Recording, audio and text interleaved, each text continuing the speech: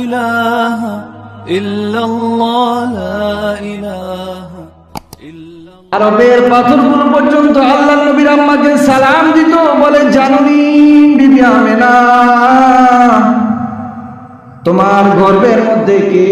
আমেনা বলে তোমরাই বলো আমার গর্ভের মধ্যে কে?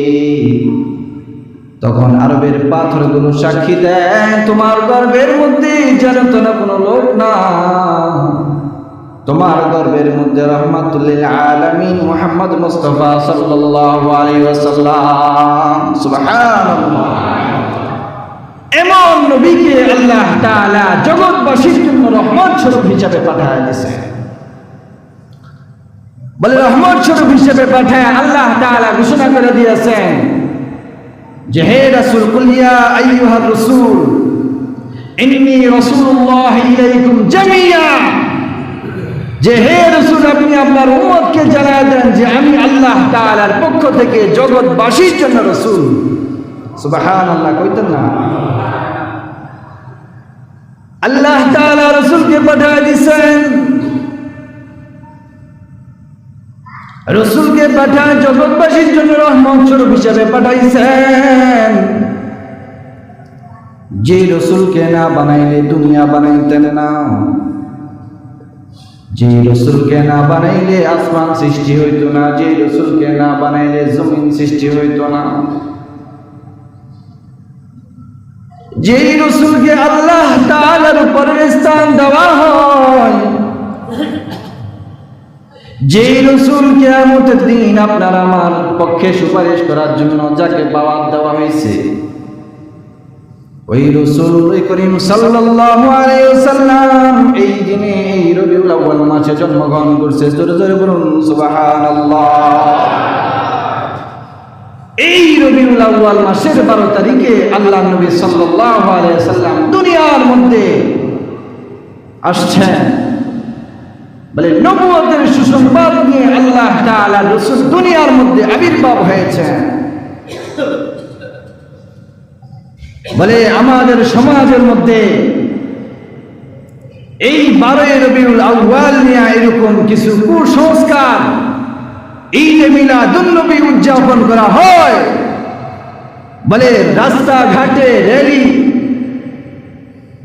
ঢোল তবলা বাদ্য বাজনা নিয়ে এরকম মাজারে মাজারে বিভিন্ন ঈদ মিলাদুন নবী উদযাপন করা হয়। বিভিন্ন এলাকার মধ্যে ঈদ মিলাদুন নবী পালন করা হয়।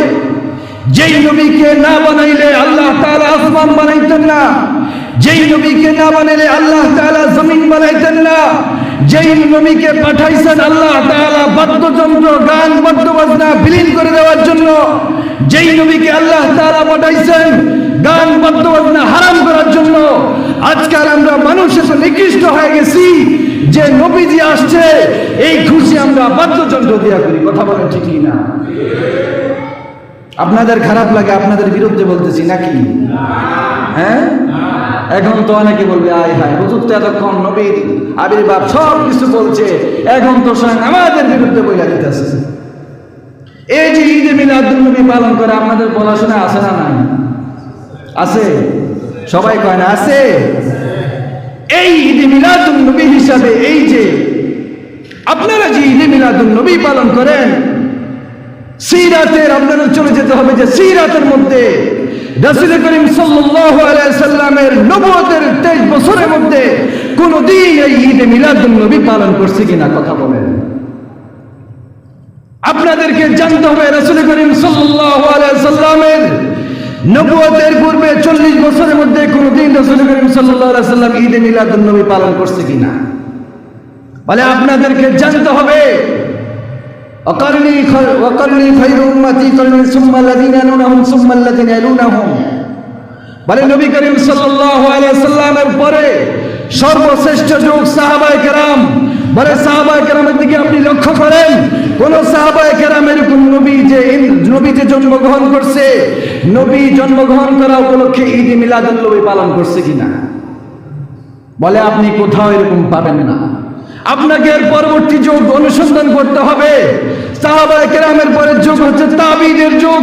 তাবিঈদের যুগ আপনি অনুসন্ধান করেন, গিয়ে দেখেন যে কোন তাবিঈ ঈদে মিলাদুন নবী পালন করছে কিনা। বলে কোথাও এরকম পাবেন না ঈদ মিলাদুন নবী পালন করছে। বলে তাবিদের পরবর্তী যুগ হচ্ছে তাবিঈন, এদের যুগ আপনি অনুসন্ধান করে দেখেন এরা ঈদ মিলাদুন নবী পালন করছে কিনা। বলে কোথাও এরকম ঈদ মিলাদুন নবী পাবেন না। হাদিসের কিতাবের মধ্যে বুখারী শরীফ, মুসলিম শরীফ, আবু দাউদ শরীফ, নাসাই শরীফ, তিরমিজি শরীফ, এই সমস্ত হাদিসের কিতাবের মধ্যে একটা হাদিস আপনি দেখাতে পারবেন না আল্লাহর নবী সাল্লাল্লাহু আলাইহি সাল্লাম জন্ম উপলক্ষে ঈদ মিলাদুন নবী পালন করেছেন। কথা বলেন ঠিক কিনা? অথচ আমরা মুসলমান এত নাখান্দা, আমরা মুসলমান এত নির্বোধ যে আল্লাহর নবীর ঈদ মিলাদুন নবী জন্মগ্রহণ উপলক্ষে এটা আয়োজন করার জন্য রাস্তায় রাস্তায় নেমে যাই, বিরিয়ানি পাকাই, সিন্নি পাকাই, বলে জিলাপি বিতরণ করি, নাচ গান, ঢোল বাদ্য বাজনা। বলে আমাদের জন্য আফসোস ছাড়া আর কিছু না।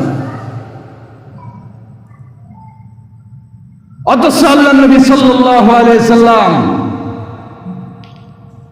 হাদিসের মধ্যে বলেন মান আহাব্বা সুন্নতি ফাকাদ আহাব্বানি ওয়া মান আহাব্বানি কানা মাই ফিল জান্নাহ। বলে যেই ব্যক্তি আমার সুন্নতকে অনুসরণ করবে, যেই ব্যক্তি আমার সুন্নতকে মানবে, ওই ব্যক্তি কেমন যেন আমাকে মহব্বত করলো।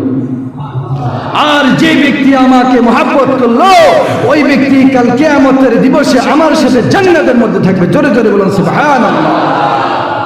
মুহতারাম হাজিরিন, হাদিসের কিতাবের মধ্যে, কোরআনে কারীমের মধ্যে, সাহাবায়ে কেরামের কওলের মধ্যে, আইম্মাতুল মুজতাহিদিনের কওলের মধ্যে কোথাও কোনো পাওয়া যায় নাই ঈদ মিলাদুন নবী কেউ কোনো পালন করছে।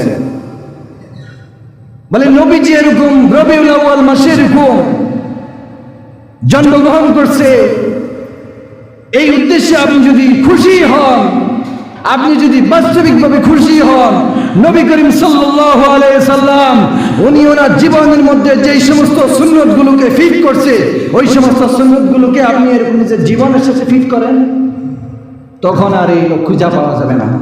কথা বলেন ঠিক কিনা? বলে নবীর সুন্নত মানার লোক এরকম তখন খুঁজা পাওয়া যাবে না। কিন্তু ঈদ মিলাদুন নবী 12 রবিউল আউয়াল আসলে ঢোল তবলা নিয়ে রাস্তায় রাস্তায় র্যালি করার সময় দেখা যাবে। কথা বলেন ঠিক কিনা?